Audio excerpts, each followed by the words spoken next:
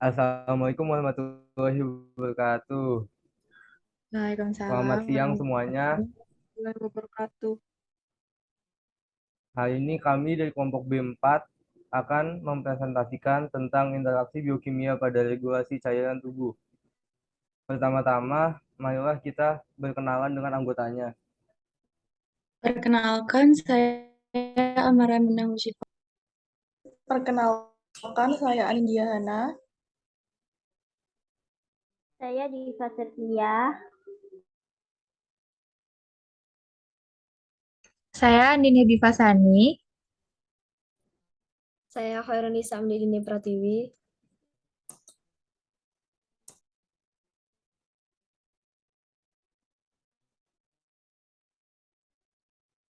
Saya Muhammad Dafal Faisi.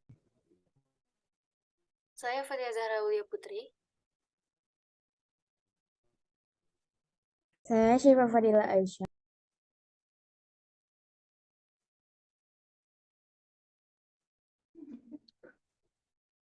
Saya Arjaniza Maharani.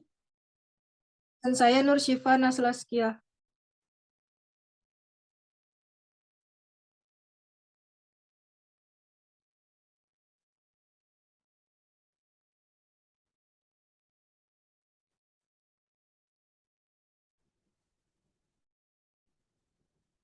Jadi topik pembahasan yang akan kami bahas pada presentasi kali ini yaitu pendahuluan, pembahasan, dan yang terakhir adalah kesimpulan.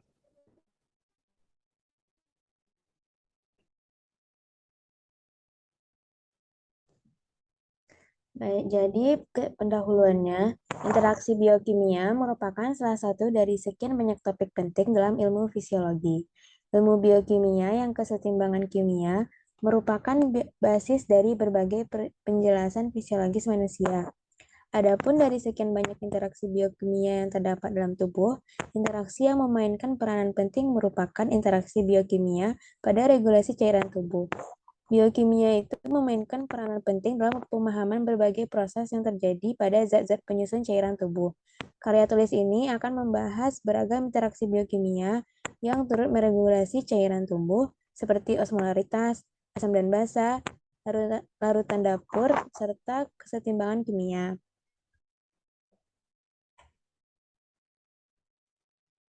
Dan ini ada pembahasan. Oke, yang pertama ada air dan osmolaritas.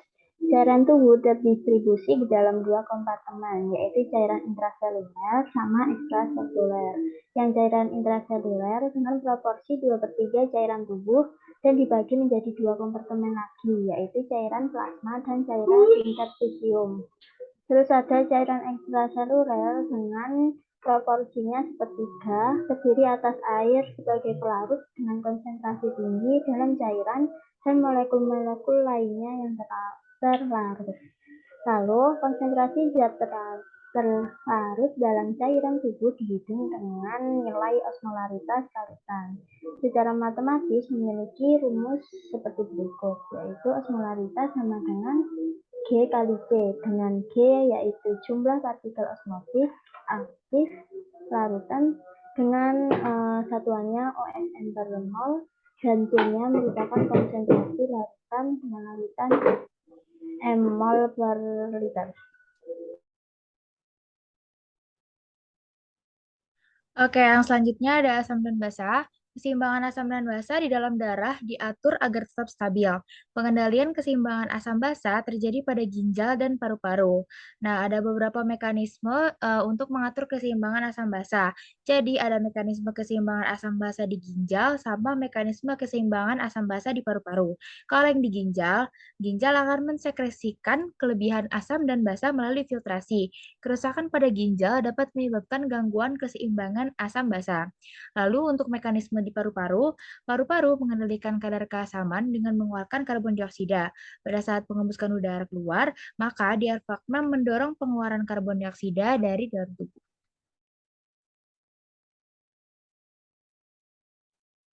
Selanjutnya ada perubahan pH pada darah. Perubahan pH pada darah terjadi ketika perubahan kedalaman dan kecepatan pernapasan sehingga memungkinkan untuk menyesuaikan pH darah dalam waktu kurang dari 1 menit. Sistem ini terdiri dari asam lemah dan basa lemah yang terjadi secara alami dalam tubuh manusia. pH normal tubuh itu berkisar antara 7,35 sampai 7,45. Jika tubuh tidak mengatur kadar pH-nya, maka pH tubuh akan turun. Hal ini dikarenakan metabolisme tubuh menghasilkan zat-zat nutrisi makanan seperti karbohidrat, protein, dan lemak.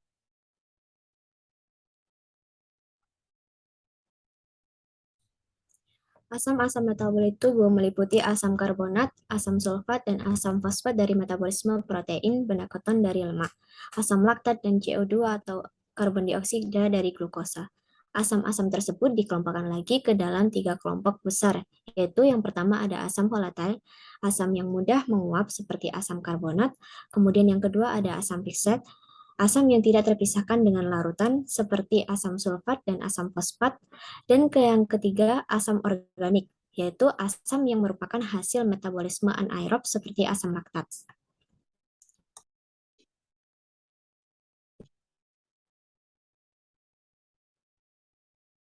Kemudian selanjutnya adalah larutan buffer.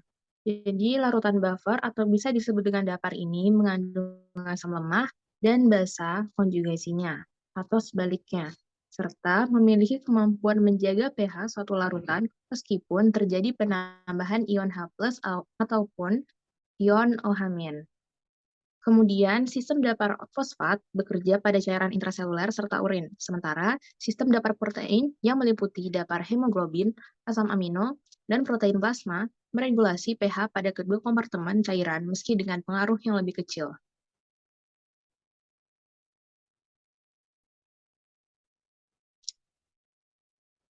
Kemudian, berikut formula reaksi kimia yang dapat terjadi pada setiap sistem dapar, yaitu sistem bikarbonat dan asam karbonat.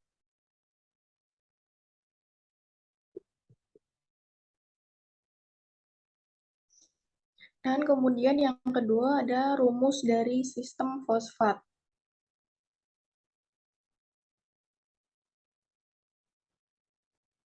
Kemudian ada rumus dari sistem protein.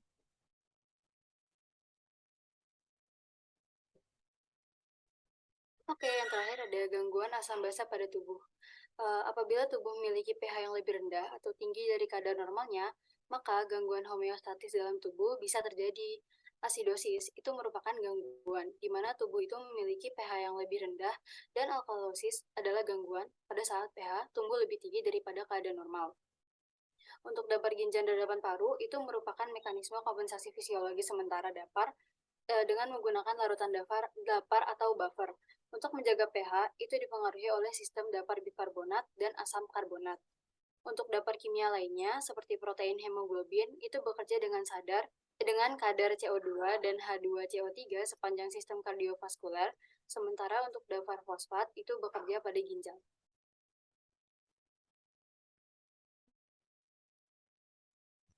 Baik, kesimpulan dari presentasi kali ini yaitu bila proses hemostatis pada cairan tubuh mengalami gangguan seperti pada perubahan pH, gejala klinis dan patologis dapat muncul dan menyebabkan penyakit. Untuk menjaga pH, tubuh menggunakan sistem dapar yang terdiri atas dapar kimia dan fisiologis.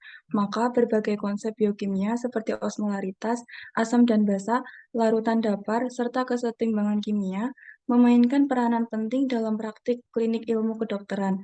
Oleh sebab itu, dibutuhkan pemahaman mendasar akan aspek biokimia yang mendasari patofisiologi dari setiap penyakit cairan tubuh. Baik, mungkin itu saja yang dapat kami sampaikan. Terima kasih, semoga bermanfaat. Sekian, wassalamualaikum warahmatullahi wabarakatuh. Waalaikumsalam warahmatullahi Warahmatullahi wabarakatuh. Yeay.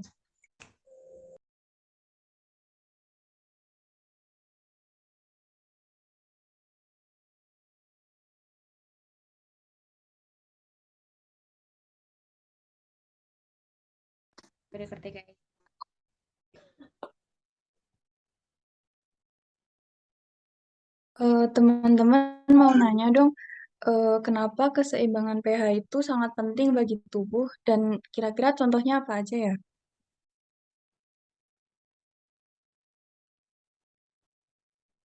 Oke, aku izin jawab ya. Jadi, pH itu memainkan peranan yang penting dalam menjaga keberlangsungan reaksi kimia. Terus, si enzim serta protein lainnya sama kerja organel juga. Terus, pada tingkat jaringan dan sistem organ, pH itu dia turut mengatur aliran di udara paru. Terus, penjagaan hidrasi sama transferasi korneal juga.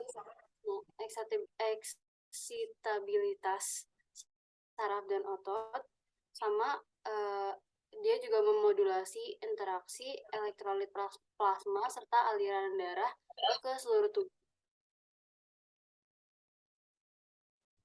Oke, baik. Makasih, Fatia. Oh iya guys, faktor yang menyebabkan perubahan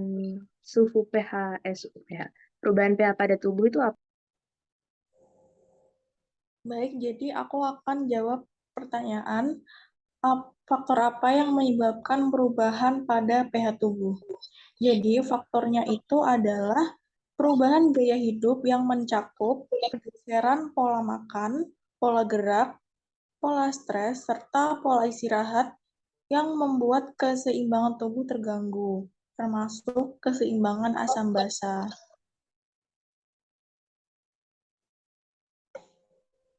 Baik, terima kasih Yanin. Oh ya, aku juga mau nanya dong. Kan kita tadi udah nyebutin fungsi pH kan ya di PPT. Itu tuh ada lagi nggak sih kira-kira fungsi pH selain yang ada di PPT buat organ tubuh?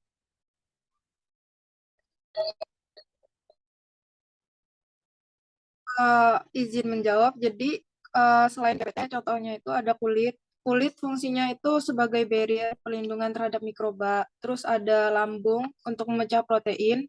Terus ada empedu untuk netralisasi asam lambung sama membantu pencernaan. Terus ada juga urin yang fungsinya untuk membatasi pertumbuhan mikroba yang berlebih. Apakah sudah menjawab? Oke, thank you. Ya. Sampun Kak guys. Ampun. Penutup lagi enggak? Ya udah penutup.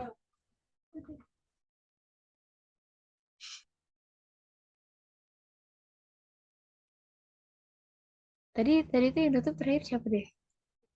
Waktu di yang pertama. Aku. Ya udah boleh baik.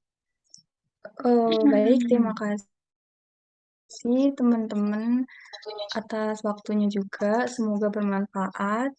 Sekian, wassalamualaikum warahmatullahi wabarakatuh.